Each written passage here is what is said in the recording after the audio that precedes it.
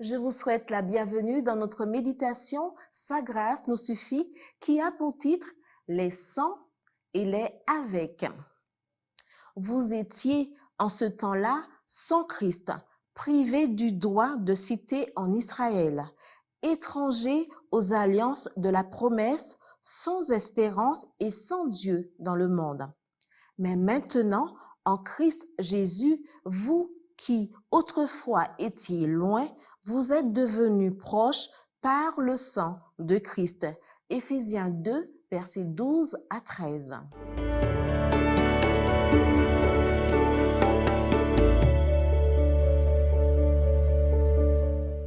Il existe aujourd'hui des mouvements dans certains pays que l'on qualifie de sans, les sans-terre, sans-abri, sans pouvoir, sans conjoint, sans nom, etc. Chaque groupe brandissant la bannière d'une cause qu'il défend. Paul parle des païens ayant un passé et un présent. Leur passé se réduit au mot « sans ». Ils étaient les sans. Il y avait plusieurs dieux païens et un syncrétisme religieux. Diane était la déesse des Éphésiens la plus vénérée. Ceux-ci n'avaient jamais entendu parler du Christ. Aussi, Paul les appelle-t-il sans Christ. Sans Christ, ce n'est pas de la neutralité, mais une tragédie. Sans droit de cité, Dieu avait fait des Juifs une nation, autrefois puissante, de référence pour éclairer et bénir les autres nations. C'était leur raison d'être. Sans alliance. Dieu avait conclu une alliance avec les Juifs et par extension, elle devait atteindre les païens. C'est pourquoi les Juifs les cataloguaient de sans.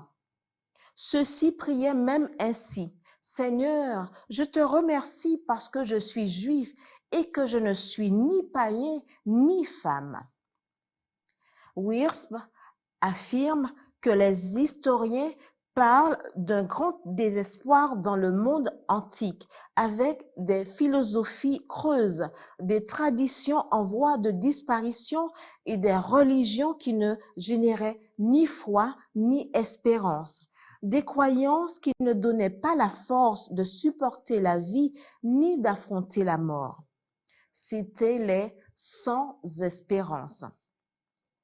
Les païens avaient une infinité de dieux, mais ceci n'était rien. C'est pourquoi les païens étaient sans Dieu. En réalité, Dieu ne les avait pas abandonnés, c'était eux qui l'avaient abandonné. L'histoire déclare que tout a commencé avec un seul Dieu, mais s'étant éloigné du seul vrai Dieu, il s'en était créé beaucoup. Mais maintenant, dit Paul, l'histoire peut changer.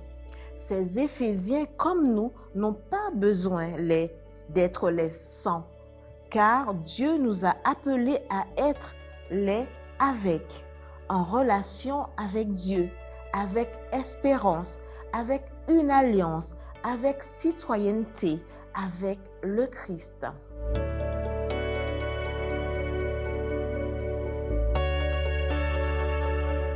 Les sans sont vaincus. Les avec sont invincibles.